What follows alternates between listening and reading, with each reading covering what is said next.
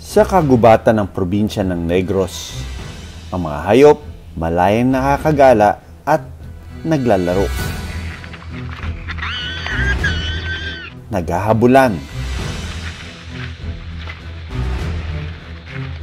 Sabay-sabay na manginain. Pero paano kung ang mga dating nasa wild, aksidenteng mapunta sa ibang tirahan?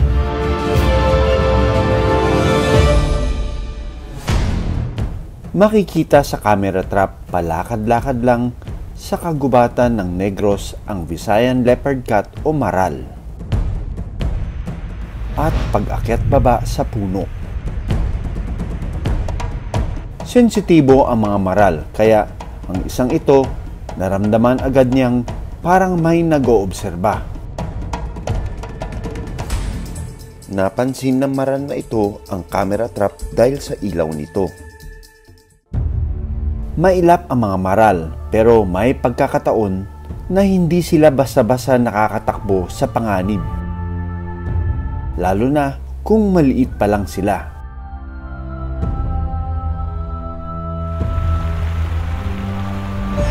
Nitong Enero lang, may nakitang dalawang maliit na maral sa bayan ng Talisay. Ayon sa magsasaka, nakita nila ito pagkatapos mag-ani ng tubo. Pag nag-harvest itong mga farmers ng mga sugarcane nila, minsan may nakukuha sila mga baby maral.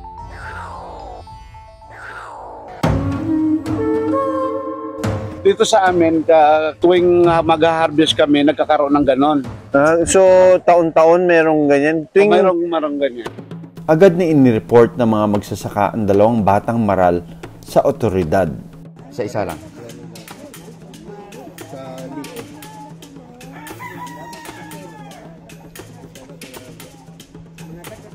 Mga gat na siya. Sa ngayon, nasa pasilidad ng Talarak Foundation, isang conservation facility sa Negros Occidental ang mga batang maral.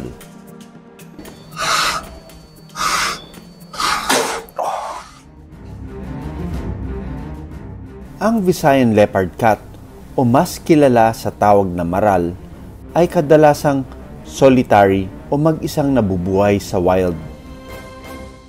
Magaling din silang umakyat ng puno. Nocturnal o mas aktibo sila sa gabi para maghanap na makakain tulad ng ibon at maliliit na daga. Ang babaeng maral naman kayang manganak ng 2 hanggang 3 kittens. Tulad na lang ng 2 batang maral na nakita sa Talisay City. Sa ngayon, nasa pangangalaga sila ng Talarak Foundation. So ito na yung 2 Talisay City maral. Makita mo no na parang nag-his-his sila. We're going to examine it.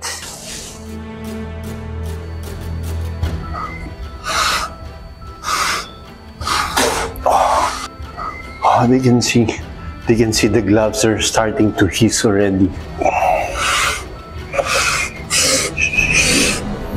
Oras na para suriin sila.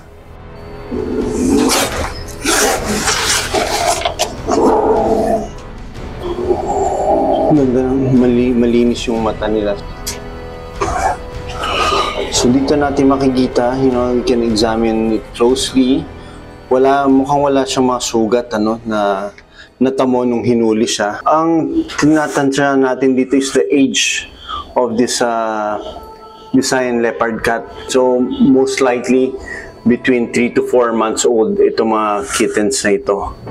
Kahit bata pa ang maral, pinapakita nilang kaya nilang depensahan ang kanilang sarili.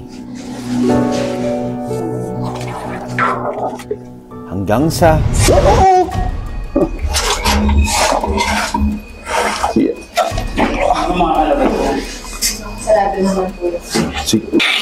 this one's a little bit feisty. Look at that, Na-examine natin, napakaganda ng oral cavity niya. There's no gingivitis. No nasal discharges. Beautiful.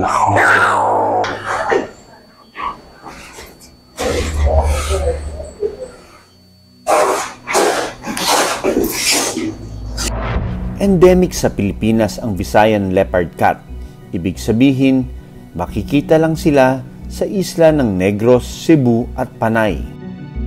Pakaunti na napakaunti ang kanilang populasyon, kaya importanteng makabalik sila sa wild. Yung current scenario na nangyayari dito sa Negros is if they see they will think na abandoned na kittens, but in fact the mother is just hunting for food. They should know na hindi kailangan Kuhanin. Good job, Doc! Sa ngayon, pansamantalang mananatili ang mga batang maral sa Talarak facility hanggang sa pwede na sila ulit ibalik sa wild. Bantay sarado ding pinoprotektahan dito sa Negros ang mga Visayan warty pig. Wala man sila sa wild pero sa loob ng kanilang enclosure, mas ligtas ang kanilang lahi. Lalo na't laganap pa rin ngayon ang African Swine Fever Virus o ASF. Meron palang nangyari na ASF na infected yung mga captive na breeding na Visayan warty pigs, Tinamaan sila ng ASF tas na wipe out. Yes. Mga ilang heads yun? Bale, 16 in total. Bago ako makapasok sa enclosure ng Visayan warty pig, kailangan ko munang magsuot ng PPE para maiwasan ang kontaminasyon sa loob.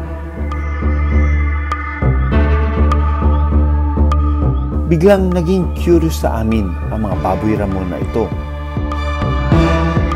Kahit nakatago, alam nilang may nakamasid sa kanila. Pag ito'y nakita mo sa wild, kakabahan ka talaga dahil makita mo yung kanyang tusk. The older they are, the more defined those tusks are, and they use them for defense. Ganito kaseryoso ang pagbabantay na ginagawa ng Talarak dito sa mga Visayan warty pig dahil makita natin bukod sa pagsuot natin ng PPE, kita mo yung mga enclosure nila, naka-net din to dahil all possibilities of contamination due to different sources. Isa sa layunin nila ay ang maparami ang bumababang bilang ng Visayan warty pig. Ganito sana kasaya ang mga wildlife sa kanilang natural na tirahan. Kaya sana maagapan natin ang pagliit ng kanilang tirahan at pagkaunti ng kanilang lahi.